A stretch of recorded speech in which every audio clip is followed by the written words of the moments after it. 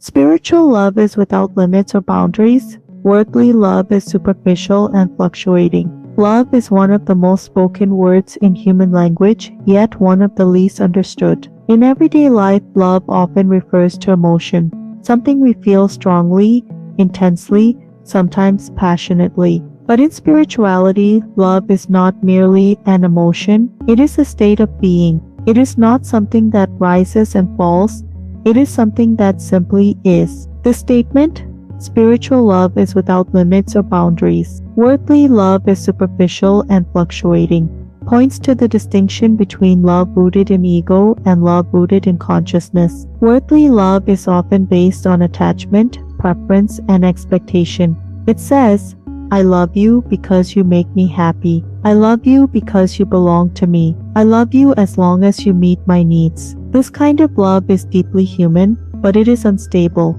It fluctuates with circumstances. When expectations are fulfilled, it feels strong. When they are not, it weakens. It can quickly turn into disappointment, jealousy, resentment, or indifference. Worldly love is often tied to identity and ego. It seeks validation, security, and possession. It says, you are mine. It fears loss. It fears change. It fears rejection. Because it is rooted in fear, it cannot be steady. This does not mean worldly love is false. It simply means it is limited. It is often mixed with desire, attachment, and self-interest. It depends on conditions, and conditions always change. Spiritual love, by contrast, does not depend on behavior, circumstances, or personal gain. It arises from awareness of unity, the understanding that beneath differences we are connected. Spiritual love says, I love because love is my nature. I love without needing to control. I love without demanding you complete me. It is expansive rather than possessive.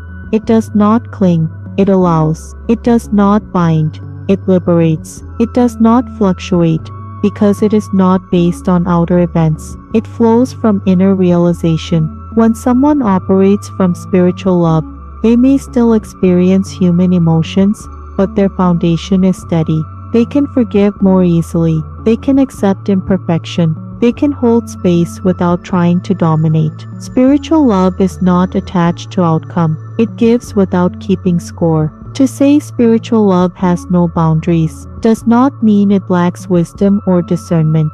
It does not mean allowing harm or tolerating abuse.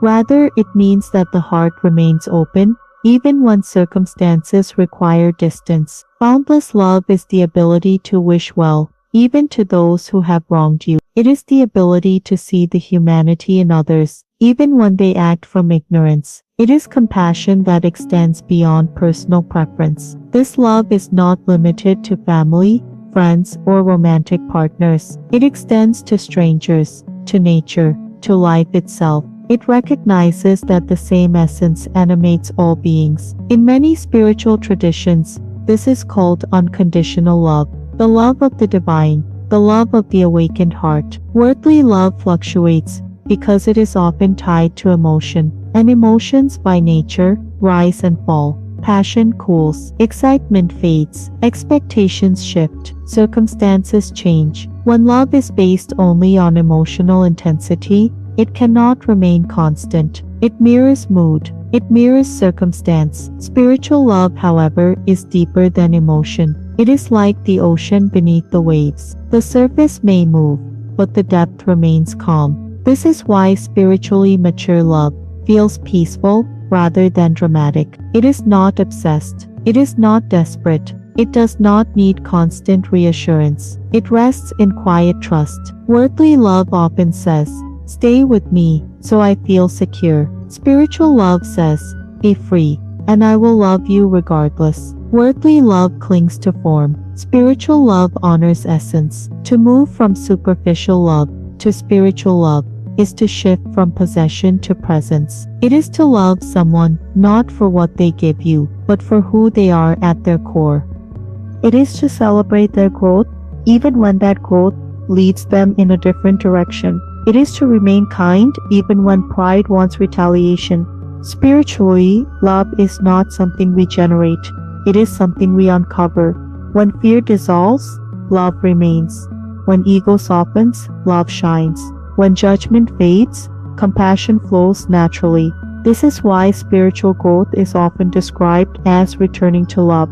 The more awareness we cultivate, the more we see that separation is an illusion. And when separation dissolves, love becomes inevitable. Spiritual love is studied because it is aligned with truth.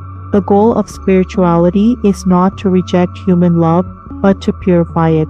Romantic love, friendship, and family bonds can become sacred when infused with awareness. When worldly love is grounded in spiritual consciousness, attachment becomes commitment without control. Passion becomes devotion without possession. Care becomes compassion without expectation.